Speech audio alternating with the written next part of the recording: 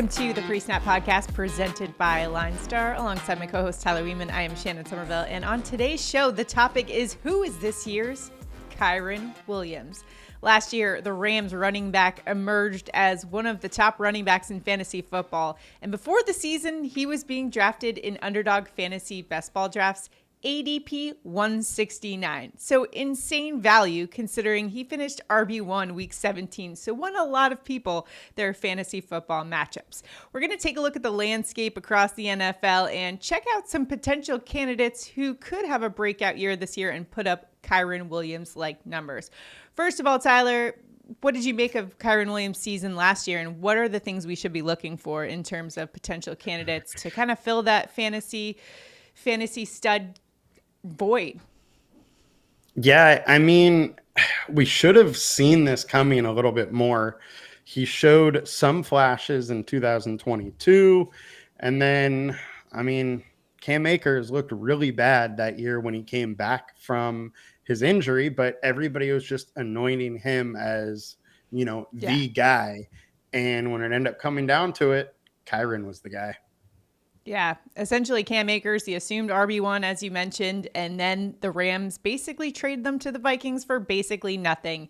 And even though Kyren Williams missed, 5 games last year, he finished RB6 in half PPR total points, RB2 in average points, and RB1 that week 17. So crucial for fantasy football owners. So taking a look, what are the things you're looking for from a team perspective, from an opportunity perspective, that I guess we should preface before we get into our 5, running back candidates that we're looking at?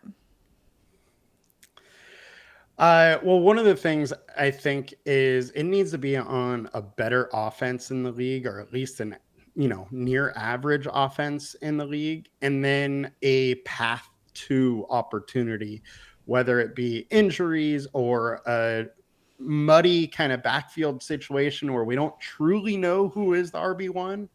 But I mean, in the running back position, opportunity is king. So looking to find where opportunity is, where people aren't, is really the name of the game for this spot. All right, well, let's start off our list here and look at that opportunity with the Cincinnati Bengals, specifically the opportunity for Chase Brown, who is currently ADP 116, RB 35 off the board. He was the 5th round pick in 2023 and reportedly taking first team reps right now. Zach Moss is there to compete against him. But Tyler, I found this interesting stat. Even though we have a small sample size from Brown last year, among 77 backs with at least 40 carries, Brown ranked 12th in yards after contact per attempt and 16th in missed tackles forced per attempt. So some interesting metrics there, and already taking first team reps. What's your assessment of this situation? Yeah, and I mean, Brown is an electric second-year player. We saw big-time flashes from him last year, but health was an issue. Also, we had Mix in there, so he just didn't get on the field that much. But you're talking about a very, very athletic running back. He's 4.43 40, 210 pounds, has really, really good burst. And then the only thing we're worried about is Zach Moss. Everybody just thought Zach Moss was coming in as the RB1, and it looks like that is a little more cloudy than it was, in preseason off season. And I mean, there is a chance. What if Zach Moss just really isn't that good? It's not who they thought they were signing, and Chase Brown ends up getting all the work in a very good offense. I think there is a path to Chase Brown just outright winning that job. And even though Cincinnati, you think of the Bengals and Joe Burrow and it being super pass heavy, this is still an offense, even with Burrow sidelined last year, that was still able to produce an RB5 running back in Joe Mixon last year. So opportunity will be there for the run game. And like you mentioned at the top of the show, where you were talking about how important it is to be on a highly effective offense, Bengals have that going for them too. So a nice spot for Chase Brown. Next up, let's go to the Miami Dolphins and Jaylen Wright, ADP 158, RB 49 off the board. This was the 4th round draft pick out of Tennessee for them. And when you assess the situation for the Miami Dolphins, they've got 2 pretty incredible running backs already in Raheem Mostert and Devon Achane. However, when you think about an opportunity, sometimes The dominoes just have to fall into place. And if they do, opportunity will be there. And this is for sure an offense you definitely want to target from a fantasy perspective. So a lot of things have to fall right. But if they do, Jaylen Wright, an SEC running back that can get it done. What do you think? Yeah, I think this is a really interesting one. I mean, there are two backs in front of him, so it's a much harder path, but it's an elite offense, a system that RBs excel in. I mean, Mostert, he had like 17 touchdowns last year. Achane went off. He had huge games. There's tons of points to be had in this offense, even if it's a situation where he's splitting work. Now you look at the two running backs. You have Achane, who he got injured in preseason, got injured multiple times through the season. He is a little bit on the smaller side. Can he really hold up through an NFL season? We're not totally sure about that. Then you have Mostert. Mostert has been hurt his entire career. He's a super athletic guy, but struggled to stay on the field. His only two healthy seasons really are these last two seasons. Then you add in the fact that he's 32 and, he looks a little more murky also. So while the two backs in front of Wright are very, very good, and I like both of them, I also think there's absolutely a path for this running back room just to get decimated with injuries and Wright end up being the guy. And you're talking about a guy that has huge speed, 4.38 40, 5'11, 210, like kind of prototypical size running back. And he's a great fit for this system with what they want to do and get guys open in space.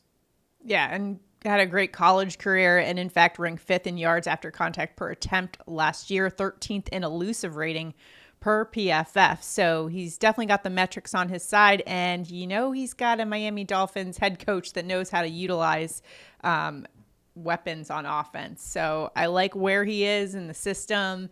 And if things fall in his favor, he could easily become a big fantasy producer. So like that pick there. Next up, let's go to the Denver Broncos and Audric Estime out of Notre Dame. ADP 189 in best ball, RB 58 off the board. This Notre Dame running back actually owns the second highest yards per play in the 2024 NFL running back draft class. And even though a lot of people, I guess, were out on him just because he kind of had a bad 40 in the combine, I think this is still a guy you want to target, especially considering he had a lot of explosive plays for Notre Dame. And hey, that's where Kyren Williams went. What do you think about his prognosis for the 2024 season? Yeah, the one thing that this one does not hit is the super explosive offense area. Mm-hmm. So yeah, there's cause for concern there, but I think there is possibly a better path to opportunity here with, Javonte Williams looked bad last year, like Cam Akers did the year before when Kyren took over. The other thing is, so far in camp, there's been talk that Javonte still doesn't look like he has that burst. Now, this is 2 years after his knee injury. He should be, ready to go, but there's talk about, him maybe being on the cut list if he can't produce. And if that's the case, then Estime could be the guy that steps up. Yeah, they do have Jaleel McLaughlin, who is very explosive, very exciting, but he's 5'8", 180. Like, he's another guy that's just small. I don't know if he can hold up with all of the touches. So I think Estime, there's a very, very good chance for him, at least the first, 1 and 2 down back guy. He's a big running back, and he can handle the load inside, outside, kind of do it all.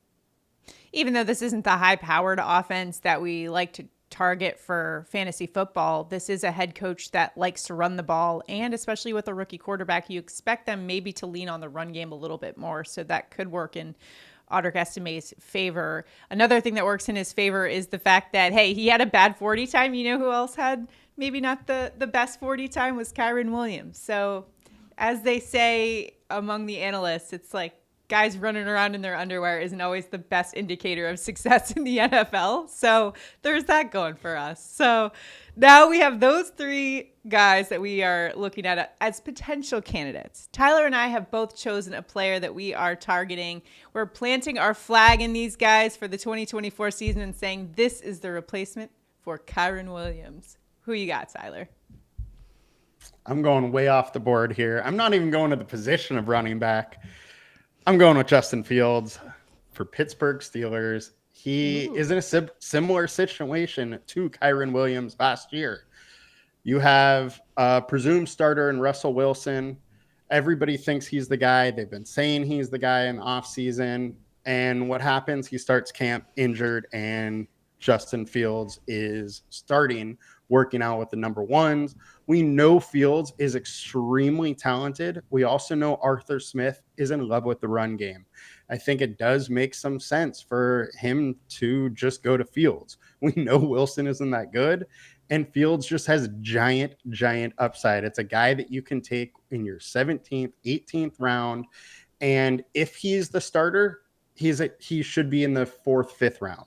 He is that explosive in the running game, that dynamic. They have a good offensive line. I'm intrigued with taking some Fields with one of my last picks. Yeah, I love taking a shot here at a quarterback, even though you're cheating a little bit. It's okay, though. Yeah. Mike Tomlin could absolutely make the switch. He's not afraid. He's not, tied to either one of these quarterbacks. He just wants to win. And I think if they're not winning with Russell Wilson, he's going to immediately go to Fields. They've got all reports indicate he's doing pretty well and looking pretty good so far and making progress. And I think this is a good situation for Fields to be in, not having to be the guy and having as much scrutiny on him. He can kind of relax a little bit and just kind of take it in and take the coaching from Mike Tomlin, one of the best in the game. And as we already know, and we have seen him put up some big time fantasy numbers. So if he's starting quarterback, that is a guy you want in fantasy football for sure. Yeah. So the other thing is Russell Wilson's only on a $1 million contract for 1 year. Like that's easily dispensable. It's easy to put him as the backup or, trade him away, do something, but they don't necessarily have to have Wilson as their starter.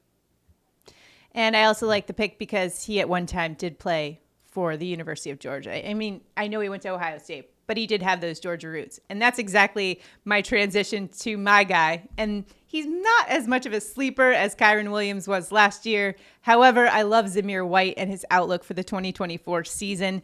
ADP 87, RB 23 off the board. But hey, the Raiders' 4th round pick of 2022 has all of the boxes checked for me in terms of a guy that's going to produce some fantasy points. He's got the opportunity, the talent, not a ton of competition, good coaching. And even though he doesn't have a high-powered offense, I think the play calling will lend itself to the run game in this one. Let's talk about the opportunity. The Raiders let Josh Jacobs walk after having accounted for 70.3% of the team's rush attempts at the running back position over the last 5 seasons. Let's look at the talent. He had 17 plus carries in the last 4 games. That was when Josh Jacobs had a quad injury. So during his cup of coffee as the team starter among 41 qualifying backs, he ranked 13th in explosive run rate, 6th in yards after contact per attempt, and 17th in success rate. He averaged 5.2 yards per carry at Georgia. The last 2 years, he accumulated 11 touchdowns. So this is a guy who's big-bodied. He's a bruiser, and he can score touchdowns. Overall, he has a ton of athleticism, 6'1", 215, so has the talent. Not a lot of competition. Let's talk about Amir Abdullah and Alexander Madison, who don't jump off the page. They also have 6th-round rookie from New Hampshire, Dylan Laube.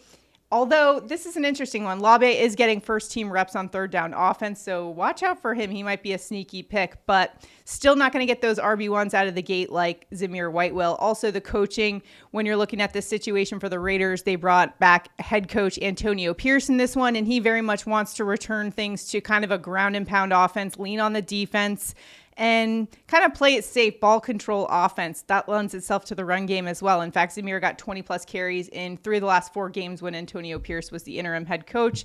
And with that play calling, no clear quarterback situation. So when that's the case, you got to lean on the run game and the running back, Zamir White. So we're going with the Georgia Bulldog to put up some fantasy points. Tyler, I know it doesn't check that one box that we like, which is the high-powered offense, but given all of the other metrics that I set, what's your take on Zamir White heading into this season?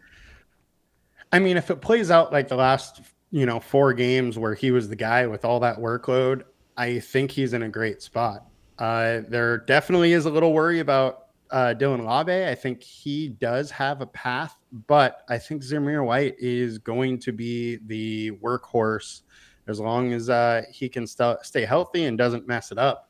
The other thing is I think the Raiders defense is going to be good enough to keep them into games so White stays on the field. The one thing with White, if you're talking season long versus, your home managed league, best ball versus your home managed league, is I do worry a little bit about it being hard to pick White's, big games, his good matchup games, the ones he's really go off, which for best ball, it doesn't matter because you just get them all. And, it does it for you. But for like a season long league, I do worry a little bit that it might be hard to pick out when he has his big games.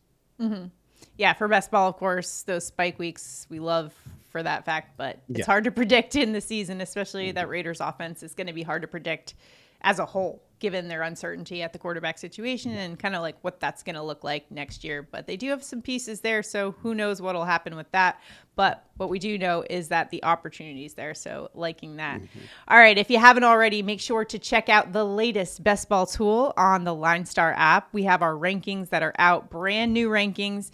It's kind of a whole tool, though. It's not just rankings. It's also kind of a heat map of the playoffs, so you can get a sense of what teams are expected to put up the most points during fantasy playoffs. You could also look at the ADP movers, who's moving up and down in those ADP, in those drafts, and see kind of like what the market is doing. Also, we have plenty of content for you, plus depth chart. You can kind of keep an eye on how things are going in training camp. And any news and notes we'll post there as well. So make sure you check out the LineStar app, linestarapp.com. And we also have, if you're curious about what it looks like, we have a tutorial video that's already up on our YouTube channel, which brings me to my next point. Do us a huge favor, like this video, subscribe to the channel, comment below. We want to hear from you guys on who you think will be this year's Kyren Williams. Drop your comments below.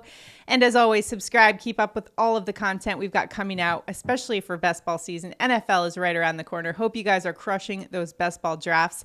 And if you aren't, hop on into them. Underdog Fantasy has some best ball contests across the board, all price ranges, and a lot of big prizes on the line. So if you haven't downloaded Underdog Fantasy, do so today. Use the promo code LineStar for a nice deposit match up to $250. Plus, you'll get 1 free month of LineStar. So if you've been someone who's like on the fence about, should I pull the trigger on getting a LineStar subscription? This is your way to do it for free and just test it out for a month as we get ready for football season. All right, that's going to do it for us today. Good luck in all of your best ball drafts. We'll see you guys next time.